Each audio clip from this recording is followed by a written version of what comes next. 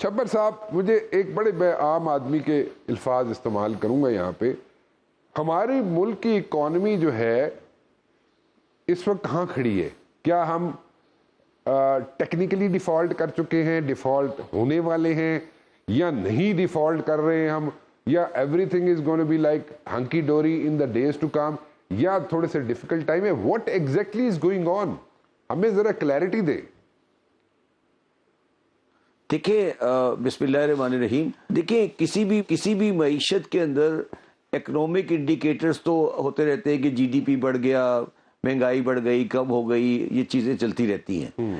مگر جہاں پر آ کر کوئی بھی ڈیولپنگ کنٹری پھنس جاتا ہے وہ ہوتا ہے اس کا ہمیشہ کرنٹ اکاؤنٹ.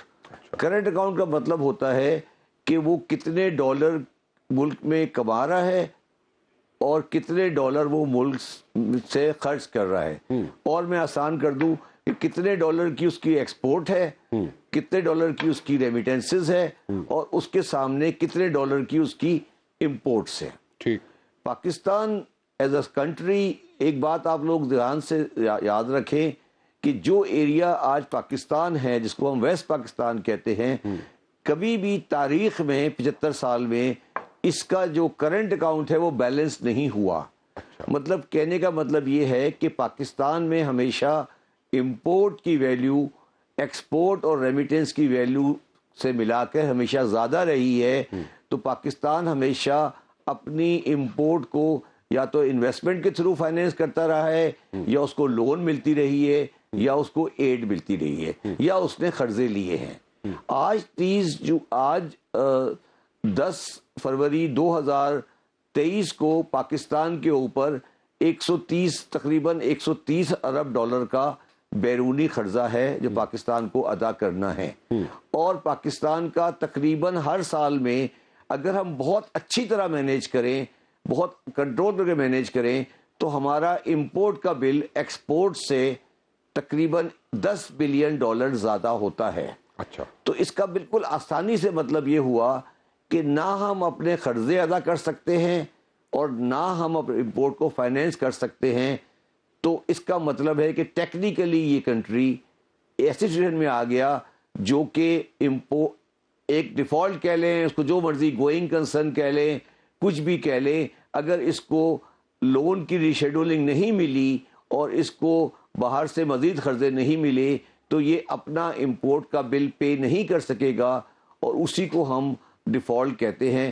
اس بات میں کوئی شک نہیں ہے اور یہ بالکل آیا ہے، اس میں کسی قسم کا کنفیوژن نہیں ہے. میں نے یہ بات 16 دسمبر 2021 کو حمزہ یونیورسٹی کے سیمینار میں کہی تھی، جس وقت عمران خان کی گورنمنٹ تھی، اور جیو ٹی وی نے اس کو کوئی 500 مرتبہ چلایا تھا، یہ کہہ کے کہ عمران خان صاحب کی گورنمنٹ کا ایک آدمی یہ کہہ رہا ہے کہ پاکستان دیوالیہ ہو گیا. میرا مقصد اس وقت بھی یہ نہیں تھا کہ میں یہ کہوں کہ پاکستان دیوالیہ ہو گیا. میں یہ بتا رہا تھا کہ یہ جو ہمارا امپورٹ کا حساب کتاب ہے، اس میں یہ اس طرح سے یہ ملک نہیں چل سکتا. ایک تو یہ چیز ہو گئی. دوسری چیز ہوتی ہے جو ہمارا روپے کا اکاؤنٹ ہوتا ہے. روپے کے اکاؤنٹ کا مطلب ہوتا ہے کہ ہم کتنے پیسے روپے میں کما رہے ہیں ٹیکسز میں اور دوسری مدوں میں، اور کیا ہمارا خرچہ ہے. اس میں ہمارا موٹا موٹا حساب یہ ہے کہ اگر ہم بہت اچھے ٹیکس بھی اکٹھے کر لیں گے تو ہم 10,000 بلین ٹیکس کلیکٹ کریں گے.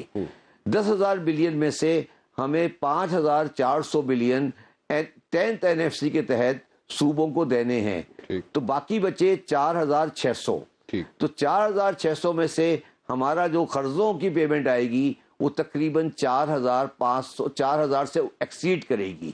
تو ہمارے پاس صرف بچیں گے کوئی 400-500 بلین روپیز. اس میں ہمیں ڈیفینس بھی چلانا ہے، اس میں گورنمنٹ بھی چلانی ہے، اس میں پینشن بھی دینی ہے. تو اچھا، دوسرا یہ ہو گیا. تیسری بات جو ہے وہ یہ ہے کہ ہم اگر آپ پاکستان کی تمام بجلی بنانے کی لاگت کو کیلکولیٹ کریں اور بجلی بنانے کی جو بجلی ساری بنتی ہے اس کی سیل پرائس کو اگر ہم انکلوڈ کریں تو اس میں تقریباً 700 سے 800 کم از کم، مطلب ہماری بجلی مہنگی بنتی ہے اور ہم اسے سستا بیچتے ہیں.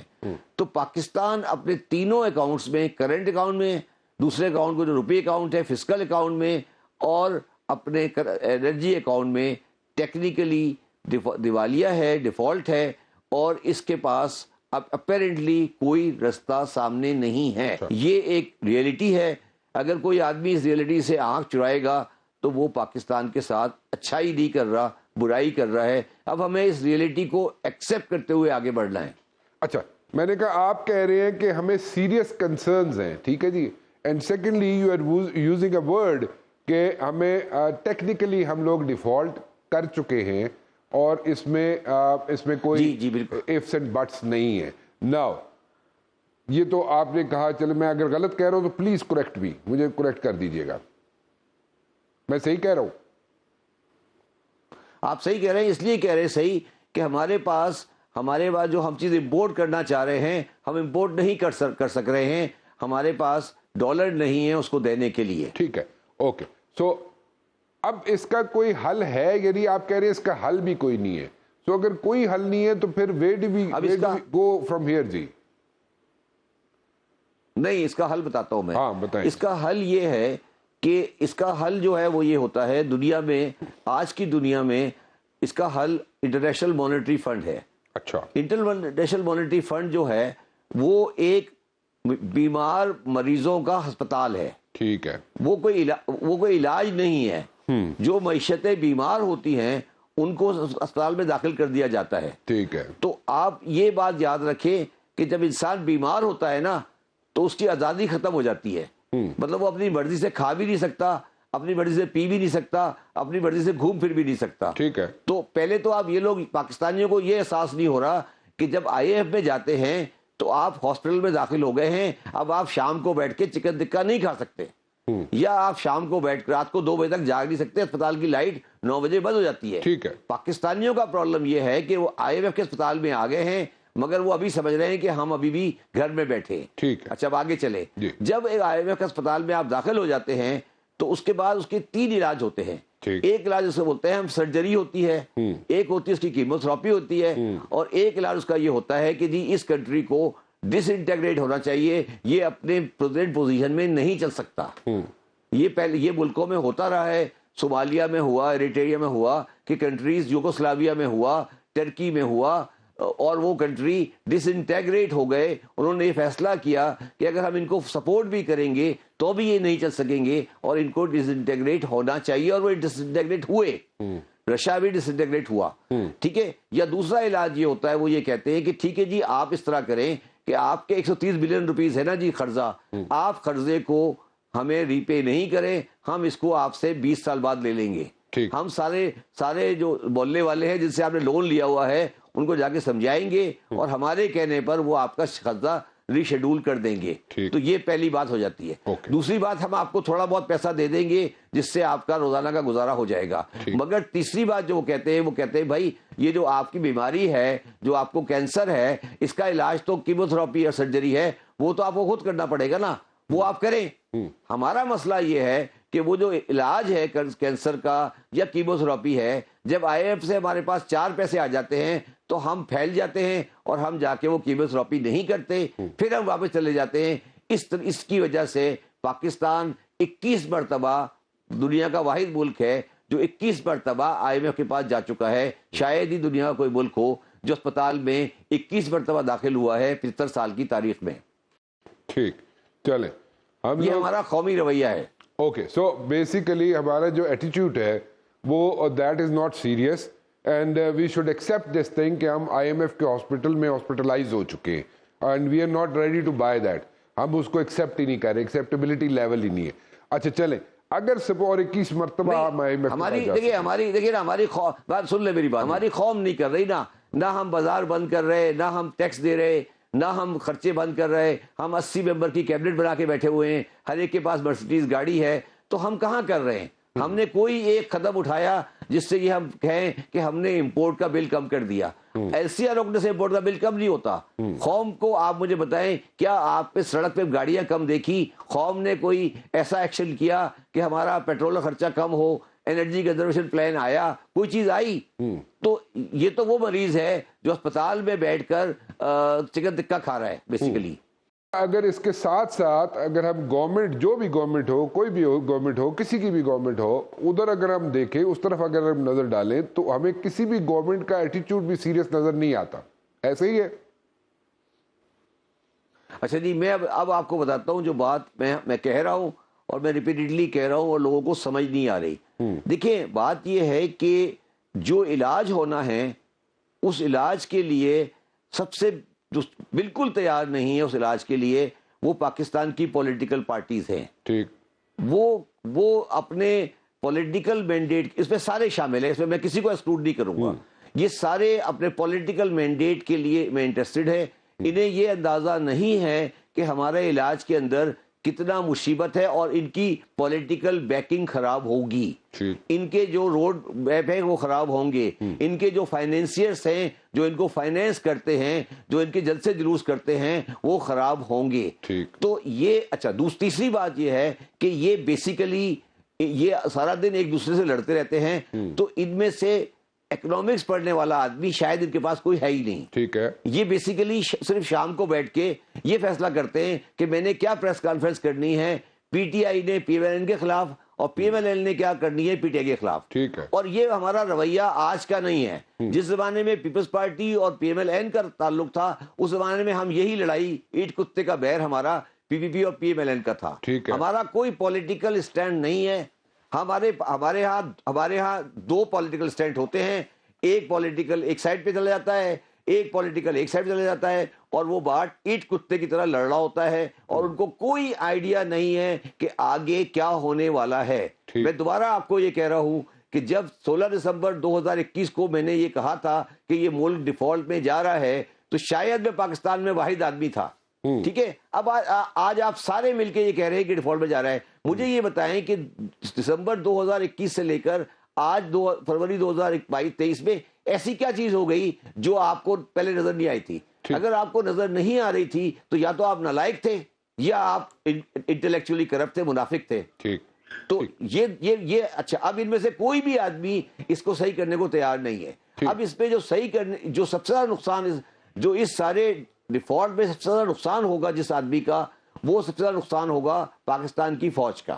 ٹھیک. دیکھیں بٹوین یو اینڈ می، میں پرسنلی طور پہ اپنے بارے میں کہہ رہا ہوں کہ میں مینٹلی ڈیفالٹ کو ایگری کر چکا ہوں. ٹھیک ہے. میں نے مینٹلی اپنے آپ کو ڈیفالٹ کے لیے ایگری کر لیا ہے. ٹھیک. اور میرے حساب سے پولیٹیکل پارٹیز بھی مینٹلی ڈیفالٹ کو ایگری کر کے بیٹھی ہیں. ٹھیک ہے. مگر کیا پاکستان کی اسٹیبلشمنٹ اس بات کے لیے تیار ہے؟ ٹھیک ہے. بالکل ٹھیک ہے. اور میں اب یہ سمجھتا ہوں کہ جی بولیے. میں یہ سمجھتا ہوں کہ اس میٹر پر پولیٹیکل پارٹی اسٹیبلشمنٹ کو بلیک میل کر رہی ہے. اوکے. بہت بڑی بات کہہ گئے آپ. جو آپ نے اسٹیٹمنٹ دی تھی اور آپ نے جو ریئلٹی چیک دیا تھا 16 دسمبر 2021 میں، رائٹ؟ وہ ذرا میں چاہوں 2021 کو وہ ذرا ایک دفعہ شارٹ دکھائیے گا جی. وہ ذرا ایک دفعہ پھر ہم ذرا یاد دہانی کے لیے شارٹ دکھا لیں، کیونکہ انہوں نے یعنی کہ صبر زیدی صاحب نے 16 دسمبر 2021 میں بھی یہ بتا دیا تھا کہ یہ سچویشن کیا ہے کلیئرٹی کے ساتھ. صبر زیدی صاحب، اس کے ساتھ ایک سوال ہے میرا جی. میرا سوال یہ ہے، جبکہ پولیٹیکل پارٹیز جو ہے ان کے سٹیک پہ تو بہت کچھ ہے اور وہ اس پہ کمپرومائز نہیں کرنا چاہتے، and according to you they are blackmailing the military establishment. اگر وہ بلیک میل کر رہے ہیں تو پھر آپ کے خیال میں اس ملک میں کون سا نظام ہونا چاہیے جس میں ملٹری اسٹیبلشمنٹ بلیک میل نہ ہو پولیٹیکل سیٹ اپ سے؟ کوئی ایسا نظام نظر آتا ہے آپ کو تاکہ ہم ملک بھی بچا سکیں؟ دیکھیں، جو پاکستان کی جو پولیٹیکل پارٹیز ہیں وہ بلیک میل ضرور کر رہی ہیں، مگر ان کے اندر کوئی بہت زیادہ مضبوطی نہیں ہے. ان کو ایک جھٹکی پڑے گی وہ ٹھیک ہو جائیں گے. اوکے. تو ابھی وہ کھیل کھیل رہے ہیں، مگر جب ان کو ایک جھٹکی پڑے گی اور ہم جو لوگ جن سے وہ مشورہ کرتے ہیں، جب ان کو ہم پاکستان کی صحیح پوزیشن بتائیں گے اور ہم یہ بتائیں گے کہ سر پاکستان میں کون صحیح ہے اور کون غلط ہے، تو سب سے جو مشرف صاحب کہا کرتے ہیں سب سے پہلے ہم پاکستان کی بنیاد پہ بات کریں گے کہ پاکستان کے لیے کیا صحیح ہے. تو یہ جو تھوڑا بہت کھیل کھیل رہے ہیں، یہ جو اپنی سیاسی مفادات کے لیے باتیں کر رہے ہیں، یہ کوئی اتنے اسٹرانگ لوگ نہیں ہیں. یہ تو ان کا صرف مسئلہ یہ ہے کہ یہ دو آدمی ہیں. اگر آج اسٹیبلشمنٹ ان کی طرف چلی جائے تو اسٹیبلشمنٹ اچھی ہے, اگر ادھر چلی جائے تو اسٹیبلشمنٹ خراب ہے. بالکل ٹھیک. پاکستان میں یہ فیشن بن گیا ہے کہ اگر میرے ساتھ ہے تو اچھے ہیں, اگر میرے خلاف ہے تو اسٹیبلشمنٹ خراب ہے. یہ فیشن ختم ہونا چاہیے کہ جی اگر پہلے مجھے الیکشن جیتنا ہے مگر میرے پیچھے اسٹیبلشمنٹ کھڑی ہو, یا مجھے گارنٹی کرے کہ آپ میرے پیچھے کھڑے ہیں. یہ مذاق ختم ہونا چاہیے, اور اسٹیبلشمنٹ کو نیوٹرل ہو کے اور بتانا چاہیے کہ آپ کی کیا اوقات ہے آپ دونوں کی, اور آپ بتائیں کہ آپ کے پاس کیا پروگرام ہے. میں یہ چاہوں گا کہ اس اگلے الیکشن سے پہلے ایک بڑی نیشنل ڈیبیٹ ہو جس میں دونوں پارٹیوں کے سربراہ آئیں اور یہ بتائیں کہ ان کا پروگرام کیا ہے. یہ بیٹھ کے ادھر ادھر بیٹھ کے ادھر کے ٹویٹ اور ادھر کے ٹویٹ نہیں کریں جس طرح انگلینڈ میں ڈیبیٹ ہوتی ہے, امریکہ میں ڈیبیٹ ہوتی ہے. بیٹھے آمنے سامنے بیٹھے, شہباز شریف صاحب اور عمران خان صاحب ٹی وی پہ بیٹھے, اگر سامنے نہیں بیٹھ سکتے تو چینل پہ بیٹھے کہ بتائیں کہ ان کا پروگرام کیا ہے. یہ نہیں ہو سکتا کہ آپ کہیں کہ مجھے اس کی شکل اچھی نہیں لگتی, وہ کہے مجھے اس کی شکل اچھی نہیں لگتی. یہ مذاق نہیں چل سکتا. بالکل ٹھیک. آپ کو نیشنل ڈیبیٹ کرانی پڑے گی, یہ مذاق ختم ہونا پڑے گا. بالکل ٹھیک کہا. پبلک کو آپ ہوسٹیج نہیں بنا سکتے. بالکل ٹھیک کہا آپ نے شبر صاحب. Thank you so very much for talking to me. It's always a pleasure to have you on my show, Shabbar Saab.